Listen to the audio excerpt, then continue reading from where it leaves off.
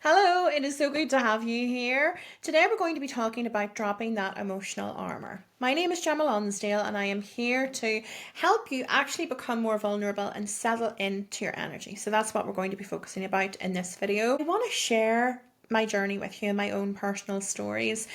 We all too often are avoiding actually allowing ourselves to be vulnerable. There's so many different reasons for that. We don't want to feel the negative emotion and have that negative experience that is attached to that. So it could be trying to avoid rejection because you don't want to be judged, because you want to be in control of a situation perhaps.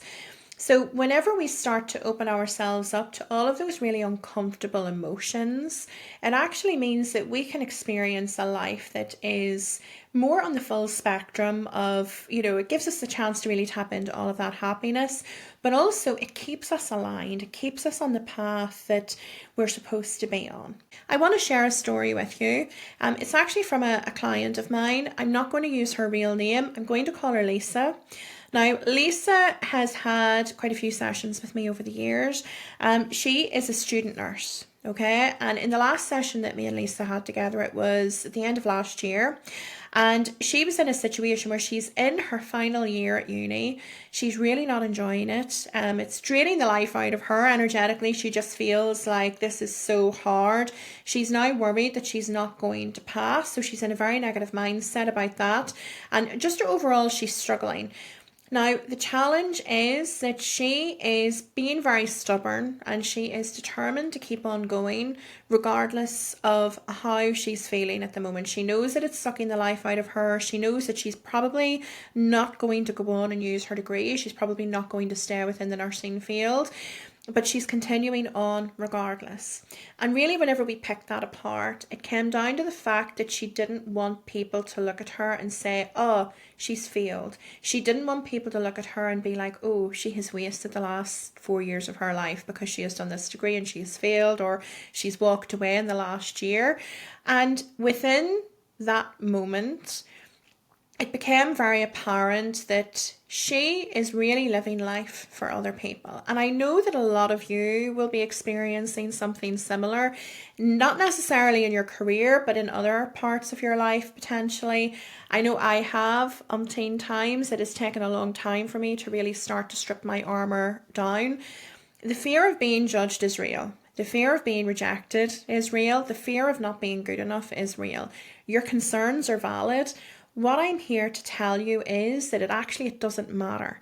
It's not important what other people think. And if you were living your life for other people, it's really going to rob you of the joy of experiencing a life that is for you.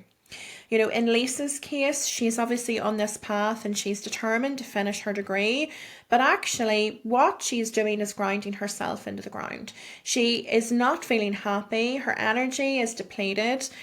And if she was to make a choice that was more centered with her heart, that would probably lead to her being a little bit more vulnerable, she would, yes, have to deal with that initial thoughts of, oh my gosh, what will they say? What will people think? Oh my goodness, my parents, my this, my that.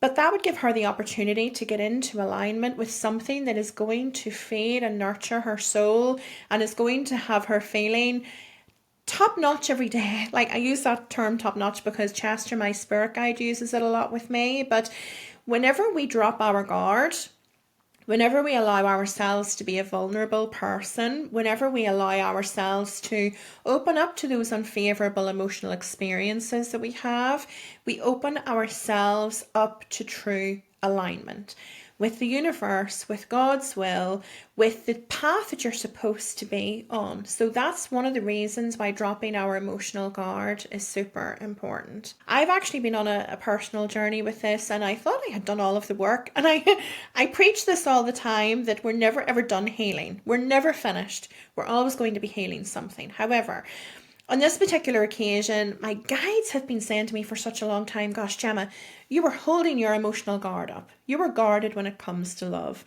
You were guarding your heart. And I'm thinking to myself, I'm not, I put myself out there. I'm here. I'm open. I'm not guarded. And then I realized, oh my gosh, that makes so much sense. So Spirit, whenever they're working with me, similar to whenever I'm working with all of you guys, they give me the information that I need for the audience at that particular time. They give me the help and support that I need. That might be journal prompts or suggesting exercises. And my guides have been helping me along this path as well. And what it actually boiled down to was there was a particular experience with a person that I connected with a very long time ago romantically. I was very attached to that connection. I really felt a deep connection with him and I thought things were going to go somewhere.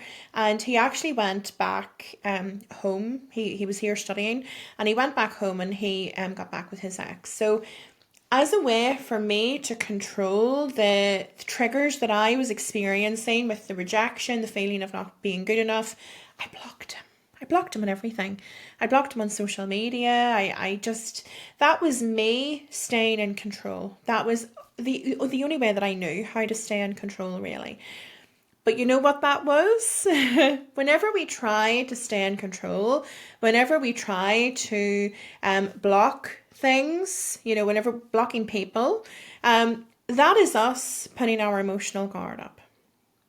Okay? So if you're recognizing behaviors like that in yourself, I actually wrote an article about it. No, actually I haven't scheduled the article yet, so don't go to my Substack just yet because it's not there. But whenever we open up, I did send an article. It was in my community. Sorry about that. I will write something that is publicly available because this is actually a really relevant topic. But essentially, whenever we put ourselves into a situation where we feel like we need to block and cut things off, finish things before they're really due to be finished, we are taking charge and we are putting our emotional armor up and we're not allowing ourselves to be vulnerable. Okay, so it's really important that we become self-aware whenever we're doing things like that. I had missed this one. I must admit, I thought that I hadn't realized that I was doing that. I hadn't realized that that was what I was doing in that moment, that I was, I had been trying to take charge and to take control of the situation. So it's not uncommon that things will come up even years down the line and you start to piece the puzzle together. Remember, your healing isn't going to happen all at once. It's going to come up in dribs and drabs. And this just happened to come up with me recently. So if you were finding yourself doing things like that, if you were finding yourself even being hyper independent and refusing to accept help, whether that's emotional support, financial support, perhaps, your car breaks down and you're like, no, I can sort this out myself. If you're in situations like that and you're avoiding accepting help from other people or you struggle to accept help from other people, you're avoiding being vulnerable. If you're in situations as well where you are trying to pretend that everything is fine and that you're like, no, it doesn't bother me, and really your heart is breaking or you're just falling to bits internally, you're avoiding being vulnerable. Okay, so try and let yourself be open to more vulnerability. There's another one that Chester mentioned to me actually, and I wanted to share it with you because it's quite intense. It would be around whenever we're in that situation and we're thinking to ourselves, I just want to end it all. I want it all to be over. We're avoiding being vulnerable, okay? And he has personal experience with that from whenever he was on the earth. So he brought that in as something that he wanted to talk about, or even if we're going through a stage of harming ourselves as well physically. So be aware and start to reflect on those opportunities that you have to be a little bit more vulnerable. Because whenever you open yourself up to the vulnerability and all of those uncomfortable emotions, I want to show you something here. The circle of emotions, okay? Consider this as the circle of emotions. So this is the full range of emotions that you will ever be able to experience. It might be really large, it might be really small, but this is everything that you're going to be able to experience. On this side, we have the not so positive emotions, the sadness, the grief, the rejection, and all of these different ones here. On this side, we have all of the positive things like love and happiness. The challenge is that this circle has a fixed center point on it. So we can never reduce one side without reducing the other side because it's always going to be a perfect circle. So whenever you're trying to shut yourself off from experiencing all of the negative things, you're also shutting yourself off from experiencing the positive ones.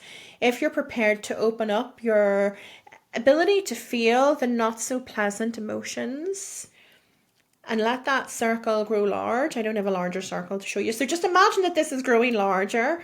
Then you all of a sudden have grown your experience of and your willingness and your ability to experience love and happiness and everything as well. Okay, so it's really important. It's a really important thing to think about. But I hope that that has really helped you. Just consider in your life at the minute where you are experiencing things like that. Are you trying to take charge, not accept help? Are you very hyper independent? And consider what you could maybe do to start to allow yourself to be more vulnerable. If you want to learn how you can work with me more, you can check out the links in my bio. You also have my historic podcast, The Happy Psychic, that you can listen to, 4 years of archived content. So go and listen to that as well. And you can also check out my Substack, which is in my bio as well. That's where I write. I've got lots of articles and helpful content over there as well. And I look forward to being back with you again soon.